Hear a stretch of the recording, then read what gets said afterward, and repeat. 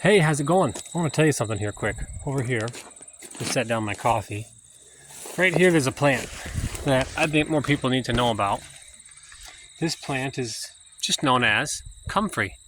This particular one is one of the hybrid varieties. It's often called Russian comfrey.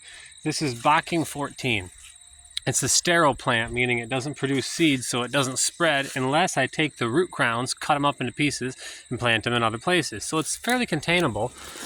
Well, this plant here is actually really high in protein. It's around 18%-ish, sometimes 20% protein in that leaf. Think about that. That's impressive. It's high in lysine and metidine, which are protein amino acids that we really need for ourselves and for our livestock too. It's the most limiting amino acids for livestock. I grow this for animal feed mainly. I know a lot of people grow this stuff for its medicinal uses. It's really good at helping to heal skin wounds. It's used in a lot of skin poultices, ointments, and other things like that. But we grow it for animal feed, specifically as pig feed.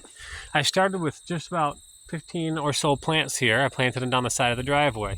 And they've grown up about 3 to 4 feet high. We've cut them down. Now, this is the 4th time that we've cut them all down. So that right there, pardon me bending over, provided an entire day's worth of feed, almost 2 days, for all of my pigs. I think the last cutting we had 24 pigs running. So that's quite a bit of feed when you think about it, the value of that feed. It's low energy, sure. And the pigs really, once they're well adjusted to it, they can do decent on it, but they generally only get about 50% or so of the protein out of that type of material. They're not horses or cows after all, but they're better than a lot of animals are at utilizing fiber. So they can get roughly 50% of the energy out of those, and they can get 50% or more of the protein out of them once they adjust to that kind of feed, and their gut adjusts, the microflora in their tummy gets adjusted for that type of feed. They can be about more like 60, sometimes 70% efficient at extracting nutrients from it. Now here, I have about another 200, a little over 200 pots here. Some of my trees here on the edges too. I have comfrey here in my pots. I have a Bocking 4 and a Bocking 14, just 2 different varieties. They're very similar. The Bocking 4 is just a little bit less of a hairy and spiny leaf, whereas the Bocking 14 is a little more hairy and spiny. Animals don't quite prefer it as much until they really get used to it, or sometimes you gotta let them get a little hungry before they want to eat it, like kids eating their salad greens. We feed it to our chickens here. Hello, cluckers. We feed it to our rabbits over by the house and our pigs here. Let me show you the pigs quick. That was Jeffrey, by the way. Hey, pigs. These are a couple of my younger ones here, running around. Hey, Sally, how you doing? I don't have food right now. You shouldn't be too hungry yet. I fed them twice today already.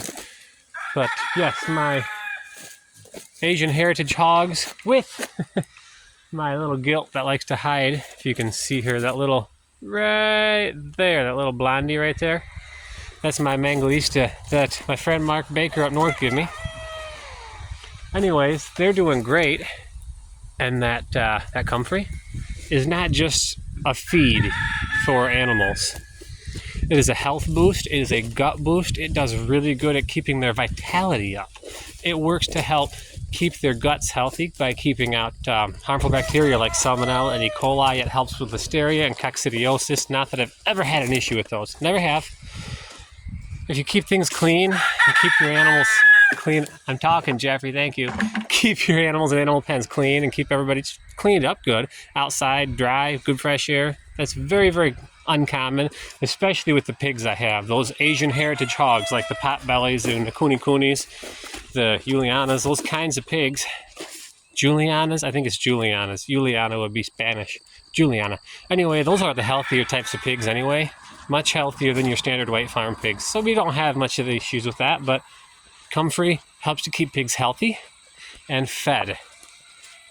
And it really helps if you're trying to produce your own feed, because I can't grow anything else that easy that's that high in protein. Anyways, I got work to do, so I got to skedaddle. Catch you later. Bye now.